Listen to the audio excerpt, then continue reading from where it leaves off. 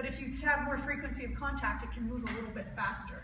So my accountability calls that I'll do with somebody who's just getting started are only going to be 5 to 10 minutes. Because what is the call that's the most important? What is actually going to build their business?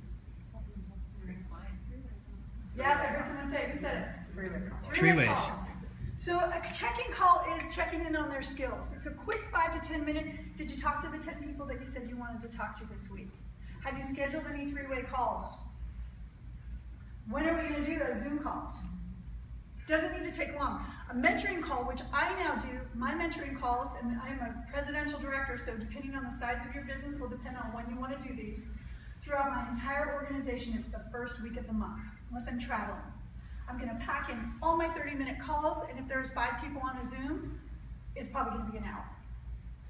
So I do my mentoring calls, which are really just talking about what are your goals, why do you want it, how are your skills. We're doing weightlifting, right, together? But we're not actually bringing anybody on the call unless it's their team and I'm coaching their team for them. Does that make sense? So these are seasoned people I'm doing the 30-minute calls with. Because really, if you're brand new, do you really need to be doing a lot of skills with them? Because you're actually presenting for them, aren't you? Right? That's what we're doing the work for them. So having these long, drawn-out calls I found is just not effective. And I didn't have time to go out and meet new people. If I'm doing coaching all month long, I didn't have an organized, structured calendar.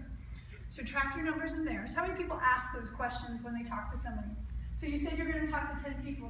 How many people did you speak with? Out of those people that you spoke with, how many people said yes? And what's interesting I find with what you said, Karen, is that your numbers, you gave yourself higher numbers than you would have. I have to keep asking questions to get really honest with people to find out, well, did you actually present the program? Well, yeah, I invited them. I said, well, how did you invite them? Well, I sent an email. How many people go to events through an email? Very rare. Is that an invitation? Yeah. Or just opening and planting a seed? And then what do you need to do? Pick up that heavy call, right? Don't people love to hear from you? Just that you care. It's not a pushy, aggressive call. It's just, I've been stalking the lady who came in here and she left forever to get her. Lord, I talked to her. I must have called her 50, 60 times to get her to come to this meeting. She's been to a healthy happy hour. She went off track. I got her friends on the program.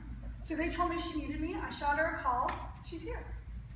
But that 50 times rule happens. So how many people a day, the 10 penny rule, how many people are doing this? And coaching your coaches on it. How many people talk to 10 people a day? Anybody? So when we first started this, Lonnie Drollinger used to go to McDonald's, and his goal was to talk to 10 people a day. So he'd say, hey, can I show you my before and after picture? I'm not telling you to go to McDonald's, but that's what you need to do.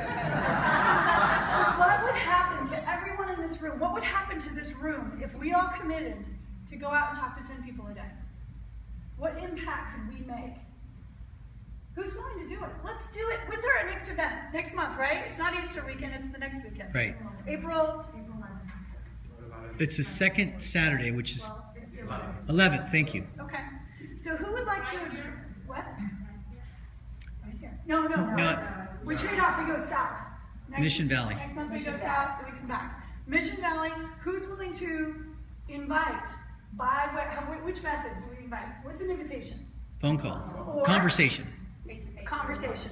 How many in the room are willing to invite 10 people between now and next month to this event that's going to be in Christian? Raise your hand high. Let's raise them high. We will celebrate you.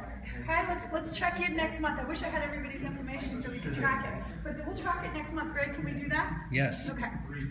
So I'm not going to have time to complete this, but again, weekly Zoom presentation calls, having your scheduled calendar is powerful. It is so important. How many people who has a job in the room? Raise your hand if you have a regular JOB. Raise your hand if you're full-time Take Shape for Life. Wow, that's a lot of people in the room. Okay, so raise your hand if you Take Shape for Life. Keep your hand raised if you have a schedule down. My client calls are X, Y, and Z. My coaching calls are blah, blah, blah. And I do my recruiting during these hours, and I go out to coffees and networking events. Do you all have a calendar? Yes. So if you don't have a calendar, guess what you need to do? Yes! Okay, so once I wrap up the call with the coaching, and I kind of feel like I'm all over the place because I've got so much I wanted to cover and we didn't get to it, so apologies. But wrapping up the call, basically whenever I close a call, what do I want to do? I want to have, yes, but I want to also make sure that they do the things that we talked about. What are the 3 things that you want to commit to between now and the next time we talk? I just got 1 commitment from everybody in the room, right? Mm-hmm. So I want 3. 3 keeps it simple, right? I can remember it, I'll put it on my notes for their profile form, and then when can you have these completed by? Because why would we talk tomorrow or next week if they say, I'm going on a trip with my family, I won't be back for 2 weeks? Right. When will I have that call then with them? When do you think you can get it done by then? So we'll do the call as soon as they say that they can complete it, and then I schedule that call. Do y'all do that? Does that seem pretty normal, pretty familiar? Everyone's, so you keep that string attached. This is the 168 hours exercise. We don't have time for this. I like this though. Your calendar is like a scale for your business as far as success goes. If you look at it and you're honest with yourself, it'll tell you if you're moving in the right direction, won't it? So who can you take your calendar to review it with to see if you're moving in the right direction? Business leader. Will everybody commit to do that? Raise your hand. Let's do that. Yeah. Yes. Okay. The 168 hours exercise and getting to convention, I think, is powerful. I want to everyone that's in this room, if you want to be a professional, what have you ever done where you didn't have to get training to be good at it? Anything? Is there anything in our lives that we don't have to practice over and over again, go to a training, develop our skills? Anything? So, would it make sense? So, Go Global is when? April. So this is a little high for Go Global as far as cost goes, because the flight to Arizona is not going to be $550, is it? No. So, but let's use $1,800 as the number, the amount of money that you need to earn to go to an event. How many clients do you need to coach, to earn, to invest, to reinvest into your business so that you can be even more successful and help more people? 18. Is that 18 clients?